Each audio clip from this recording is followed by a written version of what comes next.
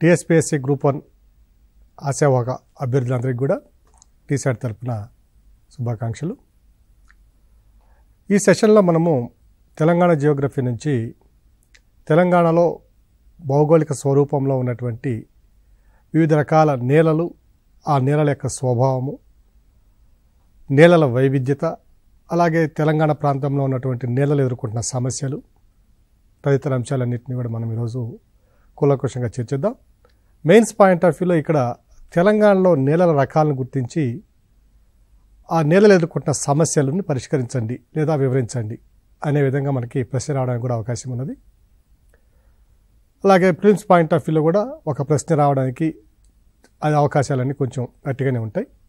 కాబట్టి అభ్యర్థులందరూ కూడా దీని మీద తప్పనిసరిగా మనసు కేంద్రీకరించి మెయిన్స్ పాయింట్ ఆఫ్ వ్యూలో మీ ప్రిపరేషన్ కొనసాగించాలని నా విన్నపం. ఏ ప్రాంతంలోనైనా కూడా నేలలు అనేవి ఆయా భౌగోళిక స్వరూపాలకి ఇచ్చినటువంటి ఒక గొప్ప వరం.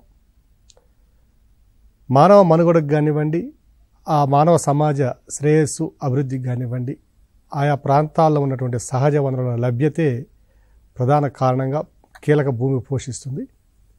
అటువంటిది ప్రపంచవ్యాప్తంగా కూడా ఈరోజు నేలలు అనేక సమస్యలు ఎదుర్కొంటున్నాయి. ఈ సమస్యల్లో ప్రధానంగా మనం చూసినట్లయితే క్రమక్షయం అనేది చాలా ప్రధానమైనటువంటి సమస్యగా ఉన్నది. ఈ క్రమక్షయానికి గల కారణాలు కనుక పరిశీలించినట్లయితే అభివృద్ధి పేరుతో మానవ సమాజం సాగిస్తున్నటువంటి విశృంఖలమైనటువంటి విచ్ఛిన్నమే దీనికి ప్రధాన కారణంగా మనం గమనించవచ్చు. అందులో భాగంగా అటవీ నిర్మూలన, వ్యవసాయ భూములని వ్యవసాయేతర అవసరాలకు వినియోగించుకోవడం, రియల్ ఎస్టేట్ పేరుతో వ్యవసాయ భూములని సమృద్ధిగా సారవంతంగా ఉన్నటువంటి పంటలు మంచిగా పండేటువంటి భూములను కూడా రియల్ ఎస్టేట్ రంగాన్ని మరలించడం, అలాగే ఘన వ్యర్థాల నిర్వహణ అనేది ఏ ప్రాంతంలో కూడా ఎక్కడా కూడా ఒక శాస్త్రీయమైన పద్ధతిలో అభిలషణీయమైన రీతిలో నిర్వహించకపోవడం, రీసైకిల్ అనేది పదము పూర్తిగా మనము విస్మరించడం, అలాగే అనేక ప్రాంతాలలో మనము వ్యవసాయ పంటల విధానాల్లో శాస్త్రీయతను అనుసరించకుండా అశాస్త్రీయమైనటువంటి పంటల కలయిక, పంటల విధానాన్ని అవలంబించడం ద్వారా ఆయా ప్రాంతాల్లో ఉన్నటువంటి నేలలు అధికంగా తమ సారాన్ని కోల్పోవడం, అలాగే బోరుబావులు అనేక ప్రాంతాల్లో ఎక్కువగా వినియోగంలోకి రావడం, ఆ బోరుబావుల ద్వారా భూగర్భ జలాల నుంచి తీసుకొస్తున్నటువంటి అనేక రకాలైనటువంటి లవణాలు ఈ భూమి యొక్క పైపొరల మీద పేరుకుపోయి ఆ భూమి యొక్క సూక్ష్మ పోషకాల యొక్క నాణ్యతను, వాటి యొక్క వినియోగాన్ని, మొక్కల చేత వాటి యొక్క వినియోగాన్ని దెబ్బతీయడం, వీటితో పాటుగా అనేక ప్లాస్టిక్ వ్యర్థాలు, అలాగే ప్లాస్టిక్ పేపర్స్ ఇవన్నీ కూడా భూమిలో మనము విచ్చలవిడిగా వేయడం, దీనివల్ల అవి వాటి యొక్క బయోడిగ్రేడబిలిటీ అంటే విచ్ఛిన్నం కోల్పోయే సామర్థ్యం అనేది తక్కువగా ఉండడం వల్ల, విచ్ఛిన్నం చెందడం అనేది చాలా అధిక కాలం తీసుకోవడం వల్ల ఆయా ప్రాంతాల్లో నీరు భూమి లోపలికి ఇంకిపోకుండా పైపైననే ఉండడం, వ్యవసాయ భూముల్లో ఈ ప్లాస్టిక్ వ్యర్థాల వల్ల పంట దిగుబడి తగ్గడం, అంటే వేరులు అవి లోపల చొచ్చుకుపోయే సామర్థ్యం తక్కువగా అంటే కోల్పోవడం వల్ల పంట దిగుబడి తగ్గడం, ఇవన్నీ కూడా మనము ప్రపంచవ్యాప్తంగాను భారతదేశంలోనూ అలాగే అన్ని ప్రాంతాల్లో కూడా మనము సాధారణంగా మనం చూస్తున్నటువంటి సమస్యలు. ఇక తెలంగాణ ప్రాంతంలో ఉన్నటువంటి నేలలు చాలా వైవిధ్యభరితమైన నేలలు. ఈ వైవిధ్యం మనం గమనించవాలంటే ఉదాహరణకి ఆదిలాబాద్ ప్రాంతంలో తీసుకున్నట్లయితే నల్ల నేలలతో పాటు ఎర్ర నేలలు, అలాగే మనకి కరీంనగర్, వరంగల్, నిజామాబాద్ ఈ ప్రాంతాలు చూసినట్లయితే ఎర్ర నేలలు, అలాగే మనం మరలా ఖమ్మంకి వచ్చేసరికి ఒండ్రుమట్టి నేలలు, అలాగే ప్రాణహిత, కడెము, ఆదిలాబాదు ఈ నదీ ప్రాంతాల్లో నల్లరేగడితో పాటు నేలతో పాటు ఒండ్రుమట్టి నేలలు, అలాగే ఆదిలాబాద్, ఖమ్మం జిల్లా ప్రాంతాల్లో ఉన్న కొండ నేలల్లో కొండ వాలుల మీద మనకి ఫారెస్ట్ సాయిల్స్ అంటే అటవీ భూములు. సో ఈ విధంగా రకరకాలైనటువంటి వైవిధ్యభరితమైనటువంటి నేలలు మనకి తెలంగాణ ప్రాంతంలో లభ్యమవుతున్నాయి. వీటితో పాటుగా కొన్ని ప్రాంతాల్లో లేటరైట్ సాయిల్స్ అనేవి కూడా మనము గమనించవచ్చు. సో ఈ వైవిధ్యభరితమైనటువంటి నేలలతో పాటు అనేక వైవిధ్యభరితమైనటువంటి శీతోష్ణ స్థితులు కూడా మనకి వివిధ రకాలైనటువంటి పంటల సాగుకి, ఆహార ధాన్యాల సాగుకి, హార్టికల్చరల్ క్రాప్స్ ఉద్యానవన పంటల సాగుకి అలాగే మనకి ఆదిలాబాద్ ఉన్నటువంటి ఈ కొండ ప్రాంతాలలో కొంతమేర కాఫీ, యాపిల్స్ కూడా ఈ మధ్యనే మనము సాగులో తీసుకుని వచ్చాం. ఆపిల్స్ కూడా తమ యొక్క దిగుబడిని ఇవ్వడం ప్రారంభమైంది. కాఫీ, అలాగే చిల్లీసు, మిరప ఇలాంటి క్యాష్ క్రాప్స్, ప్లాంటేషన్ క్రాప్స్ కూడా పండడానికి అనుకూలమైనటువంటి శీతోష్ణ స్థితి, అలాగే నేలలు కూడా మనకి తెలంగాణ ప్రాంతంలో లభ్యమవడం నిజంగా తెలంగాణ నేల యొక్క అదృష్టం. ఇక తెలంగాణలో ఉన్నటువంటి నేలలను కనుక మనం పరిశీలించినట్లయితే వీటిని ప్రధానంగా 4 రకాలుగా మనం విభజించుకోవచ్చు. అవి ఒకటి నల్ల నేలలు లేదా నల్లరేగడి నేలలు, బ్లాక్ సాయిల్స్ అంటాం వీటిని. తర్వాత రెడ్ సాయిల్స్, ఎర్ర నేలలు. తర్వాత అల్లివియల్ సాయిల్స్, ఒండ్రమట్టి నేలలు. 4వది వచ్చి లేటరైట్ నేలలు. సో ఈ నేలలు అనేవి ఏ విధంగా ఏర్పడుతున్నాయంటే మనకి శిలల క్రమక్షయం వల్ల, ఆ క్రమక్షయం చెందినటువంటి శిలలు వికోశీకరణ కారకాల వల్ల ఎత్తైన ప్రాంతాల నుంచి దిగువ ప్రాంతాలకి వికోశీకరణ కారకాలైన నదులు కావచ్చు, లేదా వాగులు, వంకలు, లేదా పవన చర్యల వల్ల క్రింది దిగువ ప్రాంతాలకి అవి తీసుకురాబడి అక్కడ మేట వేయబడడం వల్ల ఈ నేలలు అనేవి ఏర్పడుతున్నాయి. సో ఒక అంగుళము నేల ఏర్పడాలి అంటే కనీసము 1,00,000 సంవత్సరాల నుంచి 1,000,000 సంవత్సరాల వరకు పట్టే సమయం పడుతుందనే అంశాన్ని మనం ఇక్కడ గుర్తించాలి. సో ఒక అంగుళం నేల, సారవంతమైన నేల ఏర్పడాలంటే కొన్ని లక్షల సంవత్సరాలు పడుతుంది. కాబట్టి ఈ నేలలు అనేవి చాలా విలువైనటువంటి సహజ వనరులు.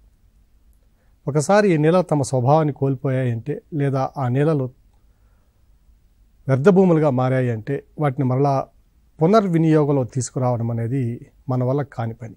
అందువల్ల ఈ సహజ వనరులు అనేవి మనం చాలా జాగ్రత్తగా వాడుకోవాలి. అలాగే అతి జాగ్రత్తగా మనం వీటిని సంరక్షించుకోవాల్సిన అవసరం కూడా ఉన్నది. ఇక నల్ల నేలలు కనుక మనం చూసినట్లయితే ఇవి మొత్తం తెలంగాణ భౌగోళిక వైశాల్యంలో 20% వరకు విస్తరించి ఉన్నాయి. ఈ నల్లరేగడి నేలలు అనేవి ప్రధానంగా మనకి ఆర్చియన్ శిలల్లో ఉన్నటువంటి నీస్ శిలా వ్యవస్థ. ఇది ఇండియన్ జాగ్రఫీలో ఈ శిలల గురించి మనం పూర్తి స్థాయిలో చర్చించడం జరిగింది.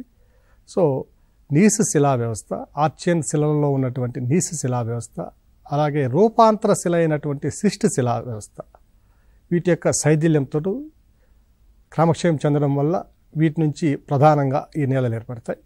కాకపోతే మనము తెలంగాణ ప్రాంతంలో కనుక పరిశీలించినట్లయితే మనకి తెలంగాణ ప్రాంతం యొక్క భౌగోళిక స్వరూపంలో శిలా వ్యవస్థలో మహారాష్ట్ర ప్రాంతం నుంచి చొచ్చుకుని వచ్చినటువంటి బసాల్ట్ శిలా వ్యవస్థ కూడా ప్రధానంగా మనకి విస్తరించి ఉంది.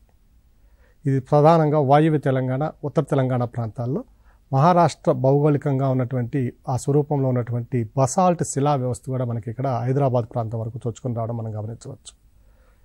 కాకపోతే ఇక్కడ బసాల్ట్ శిలా వ్యవస్థ తెలంగాణ ప్రాంతంలో మందం తక్కువగా ఉంటుంది.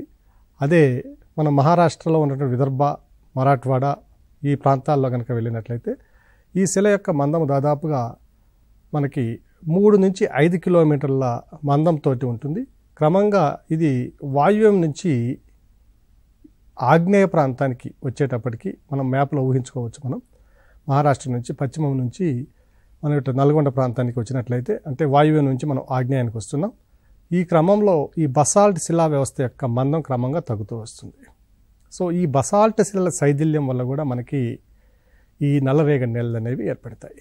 ఈ నల్లరేగడి నేలల్లో ఉన్నటువంటి ఆ నలుపు రంగు దేనికి సంబంధించిందంటే బసాల్ట్ శిలల్లో ఉన్నటువంటి మెగ్నీషియం ఆక్సైడ్ ఏదైతే ఉన్నదో అవి స్ఫటికాల రూపంలో భూమిలో కరిగిపోవడం వల్ల, నిబిడీకృతం కావడం వల్ల ఈ నలుపు రంగు అనేది మనకి రావడం జరుగుతుంది. ఈ నల్లరేగడి నేలలు ఎక్కడైతే విస్తరించున్నాయో ఈ ప్రాంతాలలో భౌతికంగా, భౌగోళికంగా ఆ శిలా వ్యవస్థ చాలా గట్టి శిలా వ్యవస్థను సూచిస్తుంది. అంటే ఆ ప్రాంతాలలో మనకి అటవీ భూములు, దట్టమైన అటవీ భూములు ఏర్పడడానికి ఉన్న అవకాశాలు తక్కువ ఉంటుంది. ఎందువల్లంటే పై పొరలో ఉన్నటువంటి నేల కొంతమేర మాత్రమే ఇది మందును కలిగి ఉండి, ఇంకా లోనికి వెళ్ళే కొలది ఈ శిలల యొక్క కాఠిన్యము లేదా హార్డ్నెస్ అనేది క్రమంగా పెరుగుతూ ఉండడం వల్ల ఈ మొక్కల యొక్క వేరు లోపలికి చొచ్చుకుపోవడానికి అవకాశం లేక దట్టమైనటువంటి అడవులు ఏర్పడడానికి అవకాశాలు తక్కువగా ఉంటాయి. ఎప్పుడైతే అవకాశాలు తక్కువ ఉన్నాయో, అడవులు ఏర్పడే అవకాశాలు తక్కువ ఉన్నాయో, ఆ ప్రాంతంలో ఉన్నటువంటి వృక్ష సంపద యొక్క సాంద్రత తక్కువగా ఉండడం, ఆ వృక్ష సంపద నుంచి వచ్చేటువంటి రాలేటువంటి ఆకులు కానివ్వండి, లేదా వృక్షాలు చనిపోయిన తర్వాత వచ్చేటువంటి హ్యూమస్ ఏదైతే ఉంటుందో, సేంద్రీయ పదార్థం, కర్బన పదార్థం ఏదైతే ఉంటుందో, ఇవన్నీ కూడా తక్కువ మోతాదులో ఏర్పడతాయి. ఫలితంగా ఈ ప్రాంతాలలో ఉన్నటువంటి నేలలలో మనకి ఈ కర్బన పదార్థాలు కానివ్వండి, సేంద్రియ పదార్థాల సమ్మేళనం కానివ్వండి, ఇవన్నీ చాలా స్వల్పంగా ఉండడానికి అవకాశం ఉంటుంది. కాబట్టి వీటికి ఎప్పుడూ కూడా మనము సేంద్రియ ఎరువుల్ని అత్యధికంగా వాడవలసిన అవసరం కూడా ఈ నల్లరేగడి నేలకి మనకి ప్రధానంగా ఉంటుంది. ఇక మరొక అంశాన్ని మనం పరిశీలించినట్లయితే ఈ నల్లరేగడి నేలల్లో కొన్ని ప్రాంతాలలో సున్నపురాయి నిక్షేపాలు కూడా నిబిడీకృతం ఉంటాయి. దీన్నే calcareous డిపాజిట్స్ అంటాం.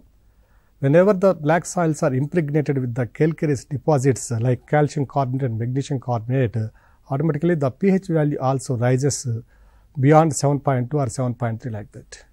సో ఫలితంగా ఏమవుతుందంటే ఈ కాల్షియం కార్బోనేటు, మెగ్నీషియం కార్బోనేటు వంటి లవణాలు సున్నప్రాయ కలిగినటువంటి ఈ ప్రాంతాలు ఈ శిలలు కనుక ఉన్నట్లయితే ఈ నేలల్లో సాధారణంగా pH వాల్యూ కూడా మనకి తెలంగాణ ప్రాంతంలో 7.8 నుంచి 8.7 వరకు కూడా pH విలువ ఉంటుంది. కాబట్టి ఫలితంగా నేలలు క్షారయుతం కావడానికి అవకాశం ఎక్కువగా ఉంటుంది.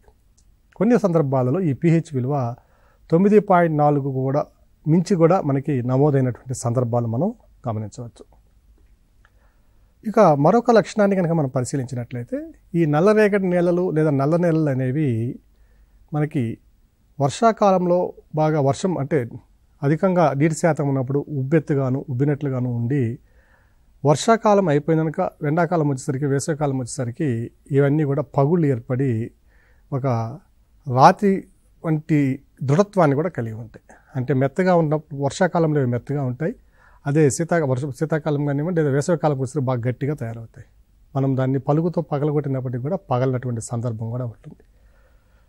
అలాగే ఈ నేలలు సాధారణంగా అధిక కాలం పాటు తమలో నీటిని నిల్వ ఉంచుకునే సామర్థ్యాన్ని కలిగి ఉంటాయి. కానీ కొన్ని సందర్భాల్లో ఈ నీటి నిల్వను అధికంగా ఉంచుకున్నప్పటికీ ఈ వేసవికాలం వచ్చేటప్పటికి వాటిలో ఉన్నటువంటి నీరు పూర్తిగా ఆవిరైపోవడం వల్ల ఈ వేసవికాలంలో ఈ నేలల్లో మొక్కలు బ్రతకడం అనేది చాలా అసాధ్యమవుతుంది. అంటే నీరు లభించడం అనేది అసాధ్యమవుతుంది. సో ఇవి ఈ నేలల యొక్క లక్షణాలు. అలాగే వీటి యొక్క మనము వ్యవసాయ యోగ్యతను కనుక మనం పరిశీలించినట్లయితే ఈ నల్లరేగడి నేలలు అనేవి ఏ ప్రాంతంలో ఉన్నప్పటికీ కూడా ఇవి సాధారణంగా ప్రతి పంటకు చాలా అనుకూలమైనటువంటి నేలలు. అలాగే మిర్చి మన మహారాష్ట్రలో చూసినట్లయితే ఈ నల్లరేగడి నేలలో మనకి చెరకు పంటను కూడా అధికంగా మన కోయినా బేసిన్లో కనుక చూసినట్లయితే చెరకు పంట కూడా అధికంగా పండించడానికి పరిస్థితులు ఉన్నాయి. పండిస్తున్నారు కూడా అక్కడ. దాన్ని ఆ Koyna basin sugar bowl of మన మహారాష్ట్ర అని కూడా అంటారు. సో ఇక్కడ ఈ నల్లరేగడి నేలలో ప్రతి పంటకి అనుకూలమైన పరిస్థితులు ఉన్నప్పటికీ మనకి ఇది డిసడ్వాంటేజ్ కూడా ఉన్నది ఇక్కడ. అంటే ఒక నష్టం కూడా మనం ఇక్కడ గమనించవచ్చు. ఈ ప్రతి పంటకి ఎప్పుడైతే నీరు లభ్యత తక్కువ అవుతుందో ఈ నేల గుల్లబారడం లేదా పగుళ్ళు ఇవ్వడం వల్ల కూడా ఉన్నటువంటి ఆవిరి కూడా అధికంగా నీరు ఆవిరి కావడం వల్ల నీటిలో ఉన్నటువంటి అంటే ఆ నేలలో ఉన్న తేమ కూడా అధికంగా ఆవిరి కావడం వల్ల ఈ ప్రతి పంట కూడా కొన్ని సందర్భాలలో నీటి ఎద్దడిని ఎదుర్కోవాల్సిన పరిస్థితి వస్తుంది. అలాగే వర్షాకాలంలో అధికంగా నీటిని నిల్వ ఉంచుకునే సామర్థ్యం ఉండడం వల్ల అధిక వర్షాలు సంభవించినప్పుడు కానివ్వండి లేదా వరదలు సంభవించినప్పుడు కానివ్వండి లేదా మనకి ఎక్కువ కాలం వర్షపాతం సంభవించినప్పుడు కానివ్వండి ఈ సందర్భాల్లో నీటి లభ్యత ఎక్కువ కావడం, వేరుకుళ్ళు తగిలి మనకి ప్రతి పంట ఎండిపోవడం కూడా జరుగుతుంది. అలాగే వీటి యొక్క ఈ నేలల్లో ఉన్నటువంటి ఈ సేంద్రియ పదార్థాల లభ్యతతో పాటు మనకి నైట్రోజన్ను, సల్ఫరు, ఫాస్ఫరస్ కూడా చాలా తక్కువ మోతాదులో లభిస్తాయి. అసలు వీటికి ఈ నేలల్లో సేంద్రియ పదార్థం అనేది పూర్తిగా అసలు లేదని చెప్పుకోవచ్చు. వీటితో పాటు నైట్రోజన్, సల్ఫర్ కూడా అతి తక్కువగా ఉండడం వల్ల, ఫాస్ఫరస్ కూడా తక్కువగా ఉండడం వల్ల మనము ఎన్పీకే ఎరువులు, నైట్రోజన్, ఫాస్ఫరస్, పొటాష్ ఎరువుల్ని అధికంగా వాడవలసిన అవసరం కూడా ఈ నేలలకు ఉంది. వీటిని ప్లవింగ్ బాగా డెప్త్ కనుక చేసినట్లయితే అంటే ఎక్కువ లోతుకు దున్నినప్పుడు ఏమవుతుందంటే ఈ లోపల ఉన్నటువంటి కేల్కేరియస్ మెటీరియల్స్ ఏవైతే ఉన్నాయో అంటే సున్నపు రక్షపాలు కానివ్వండి, సున్నపు పదార్థాలు ఏవైతే దాంట్లో నేలలో కలిసి ఉన్నాయో అవన్నీ కూడా భూమి యొక్క పై పొర మీదకి వచ్చినప్పుడు ఆ సున్నం యొక్క కెమికల్ క్వాలిటీస్ వల్ల అంటే రసాయన చర్యల వల్ల మిగిలిన సూక్ష్మ రకమైన పోషకాలు ఏవైతే ఉన్నాయో అవి సేంద్రియ పోషకాలు కావచ్చు లేదా అసేంద్రియ పోషకాలు కావచ్చు, ఈ న్యూట్రియంట్స్ అన్నింటినీ కూడా ఇవి దాదాపుగా ప్రభావితం చేసి నేలను కొన్ని సందర్భాలలో నిస్సారం చేయడానికి కూడా అవకాశం ఉంది. అందువల్ల ఈ నేలను ఎప్పుడు కూడా లోతుకు తవ్వడానికి లేదా లోతుకు దున్నడానికి ఈ నేలలు ఎప్పుడు కూడా అంత అనువుగా పనికిరావు. ఇక ఈ సారవంతమైనటువంటి ఈ నల్ల నేలలో మనకి ప్రధానంగా ఆదిలాబాద్ జిల్లాలో ఎక్కువగా మనం గమనించవచ్చు.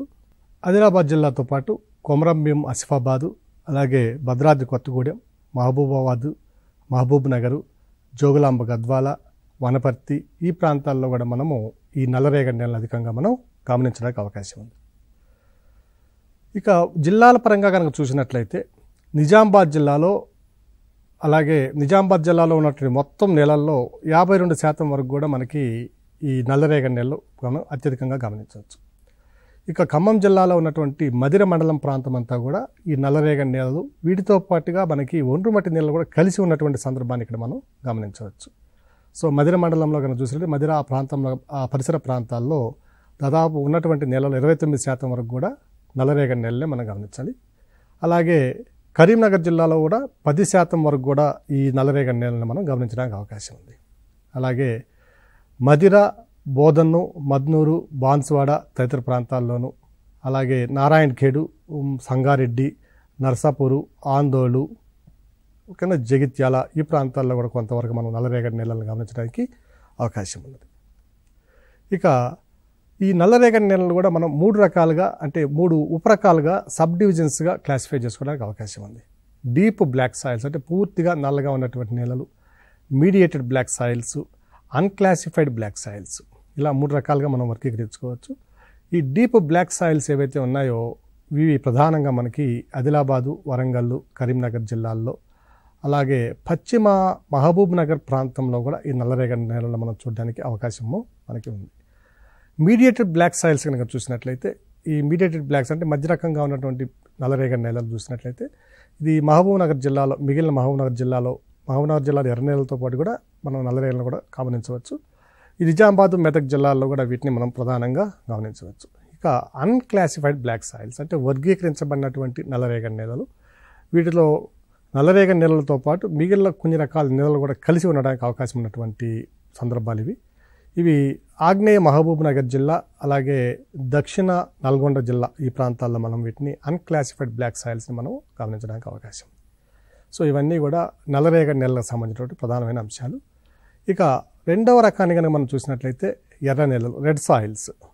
ఈ తెలంగాణ ప్రాంతంలో ఉన్నటువంటి మొత్తం భౌగోళిక వైశాల్యంలో అత్యధికంగా విస్తరించినటువంటి నేలలు ఏమిటంటే ఎర్ర నేలలు. ఇవి దాదాపు 48% వరకు ఈ నేలలు విస్తరించి ఉన్నాయి. ఈ నేలలు ప్రధానంగా ఇవి ఎక్కడి నుంచి ఏర్పడుతున్నాయంటే ఇవి కూడా ఆర్చియన్ శిలా వ్యవస్థ నుంచి ప్రధానంగా ఏర్పడుతున్నాయి. ప్రధానంగా ఆర్చియన్ శిలా వ్యవస్థలో ఉన్నటువంటి గ్రానైట్ శిలా వ్యవస్థ, అంటే క్రిస్టలిన్ గ్రానైట్ శిలా వ్యవస్థ అంటాం దీన్ని. అలాగే నీస్ శిలా వ్యవస్థ, ఈ నీసు గ్రానైట్ నుంచి రూపాంతరం చెందగా ఏర్పడినటువంటి సిస్ట్ శిలా వ్యవస్థ, ఈ రకమైన శిలల నుంచి మనకి ఎర్ర నేలలు ఏర్పడుతున్నాయి. సో ఈ గ్రానైట్ నేలలు ఎక్కువగా ఉన్నవి అంటే ఆ ప్రాంతంలో మనకి ఇనుప నిక్షేపాల అవకాశం కూడా ఎక్కువగా ఉండడానికి అవకాశం ఉన్నట్లే మనం గమనించాలి.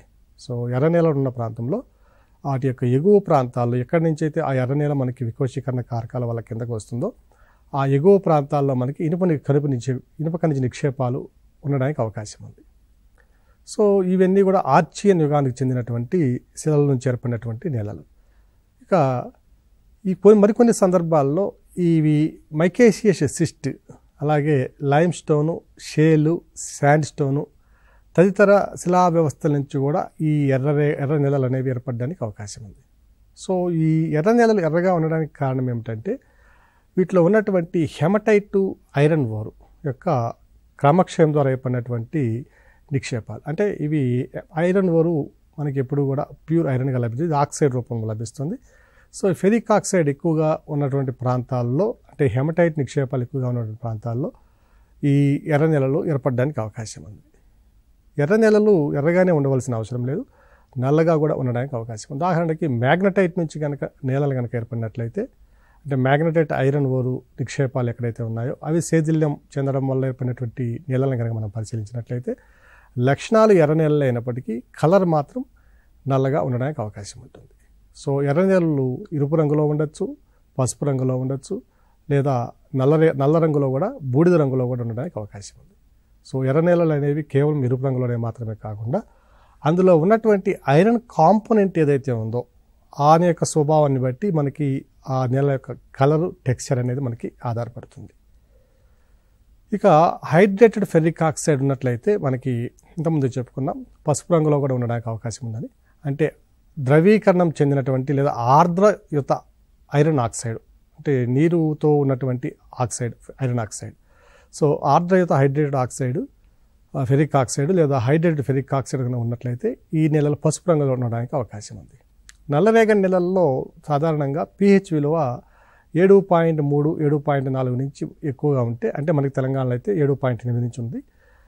మనకి ఈ ఎర్ర నెలల్లో కనుక చూసినట్లయితే pH విలువ 7.5 కంటే తక్కువగానే ఉంటుంది సాధారణంగా. అంటే ఇవి ఆమ్లయుతంగా ఉండడానికి అవకాశం ఉంది. నల్లరేగడి నెలలు ఏమో సాధారణంగా క్షారయుతంగా ఉంటే, ఈ ఎర్ర నెలలు అనేవి మనకి ఆమ్లయుతంగా ఉండడానికి అవకాశం ఎక్కువగా ఉంటుంది. దీనికి ప్రధాన కారణం ఏమిటంటే దీనిలో ఉన్నటువంటి pH విలువ 6.0 నుంచి 7.5 వరకు ఉండడమే ఈ ఆమ్లయుతంగా ఉండడానికి ప్రధానమైన కారణం. ఇక ఈ ఎర్ర నెలల్లో మనం అనుకున్నట్లుగానే ఇవి ఐరన్ నిక్షేపాల నుంచి ఏర్పడినటువంటి అంటే మనకి నెలలు కాబట్టి ఇవి ఐరన్ ప్రధానంగా ఉండడం వల్ల దీంట్లో ఇనుము లోపం అనేది సాధారణంగా ఏ ప్రాంతంలో కూడా ఎర్ర నెలల్లో ఉండదు. ఇక ఏవే మూలకాలు తక్కువగా లోపభూయిష్టంగా ఉన్నాయి అనే అంశాన్ని కనుక పరిశీలిస్తే నైట్రోజన్ మరియు ఫాస్ఫరస్ అనేవి చాలా వరకు తక్కువగా ఉంటాయి నెలల్లో. కానీ పొటాష్ పరిమాణం మాత్రం కొంతమేర ఎక్కువగానే ఉంటుంది. అలాగే సేంద్రియ పదార్థం కూడా ఈ నెలల్లో తక్కువగా ఉండడానికి అవకాశం ఉంది. అలాగే లైమ్ స్టోన్ కూడా కొంత తక్కువగానే ఉంటుంది. సో సేంద్రియ పదార్థం హ్యూమస్ కానివ్వండి, అలాగే సున్నం కానివ్వండి, ఇవన్నీ కూడా తక్కువగా ఉంటే నైట్రోజన్ ఫాస్ఫరస్ కూడా తక్కువగానే ఉంటుంది. కానీ 2 మూలకాలు అధికంగా ఉండడానికి అవకాశం ఉంది. అవి ఐరన్ పొటాష్ అనేవి ఎక్కువగా ఉంటుంది. సో అభ్యర్థులందరూ కూడా ఇక్కడ గమనించాల్సిన అంశం ఏమిటంటే సాధారణంగా మనకి ప్రిలిమినరీ పాయింట్ ఆఫ్ వ్యూలో ఇచ్చేటువంటి ప్రశ్నల్లో ఇలాంటి ప్రశ్నలు అనేక సందర్భాల్లో అడగడం జరిగింది. ఈ నెలల్లో ఏ నెలలో ఏ మూలకాలు అధికంగా ఉన్నాయి తక్కువగా ఉన్నాయి అనే అంశాన్ని ప్రతి ఒక్కరు కూడా తప్పనిసరిగా గుర్తుంచుకోవాలి. ఇక నల్లరేగడి నెలలు కూడా మనకి కొన్ని మూలకాలు లభ్యత ఎక్కువగా ఉన్నప్పటికీ ఈ ఎర్రరేగడి నెలల్లో పోల్చుకున్నట్లయితే నల్లరేగడి నెలల కంటే ఎర్రరేగడి నెలలు కొంత సారవంతంలో తక్కువనే చెప్పుకోవడానికి అవకాశం ఉంది. ఇక నల్లరేగడి నేలలు ఎక్కువగా నీటిని నిల్వ చేసుకునే సామర్థ్యం ఉంటే ఈ ఎర్ర నేలలలో మనకి నీటి నిల్వ సామర్థ్యం తక్కువగా ఉండడానికి అవకాశం ఉంటుంది. ఎందువల్ల అంటే ఇవి సచ్ఛిద్రత అంటే పోరోసిటీ అనేది ఎక్కువగా ఉంటుంది. సో పర్మియబిలిటీ కూడా ఎక్కువగా ఉండడం వల్ల సచ్ఛిద్రత అనేది ఎక్కువగా ఉండడం వల్ల నీరు ఎంత వర్షం వచ్చినప్పటికి కూడా కింది భాగంలోనికి అంటే లోపల ఉన్నటువంటి ఇన్నర్ హారిజన్స్లోకి మనకి లోపలి పొరల్లోకి దిగిపోవడానికి అవకాశం ఎక్కువగా ఉంటుంది. కాబట్టి ఈ నేలలు ఎక్కువగా నీటి పారుదల సౌకర్యాన్ని ఆశించి పంటల విధానాన్ని నిర్ణయిస్తాయి. ఇక నీటి నిలుపు సామర్థ్యం తక్కువగా ఉండడం వల్ల మనకి పవన క్రమక్షయం అనేది అధికంగా జరుగుతుంటుంది. సో వేసవికాలంలో వీటిలో ఉన్నటువంటి జిగురు పదార్థం అనేది ఏది లేకపోవడం వల్ల ఇవి sand particles, fine dust particles అన్నీ కూడా సపరేట్ కావడానికి అవకాశం ఉంటుంది. సో అధిక వేగంతో ఉన్నటువంటి పవనాలు కానివ్వండి, వేడి గాలులు కానివ్వండి వీసినప్పుడు ఏమవుతుందంటే పైన ఉన్నటువంటి ఆ ఫైన్ డస్ట్ పార్టికల్స్ చాలా సూక్ష్మమైనటువంటి పొరలో ఉన్నటువంటి రేణువులు ఏవైతే ఉన్నాయో అవన్నీ పవన క్రమక్షయం ద్వారా వివిధ ప్రాంతాలకి తరలించబడడానికి అవకాశం ఎక్కువగా ఉంటుంది. ఇక మరొక అంశాన్ని కనుక మనం పరిశీలించినట్లయితే ఈ వర్షపాతం సంభవించినప్పుడు ఈ నేలల్లోకి ఏమవుతుందంటే అధిక మొత్తంలో లవణాలు కింది పొరల్లో చేరుతాయి.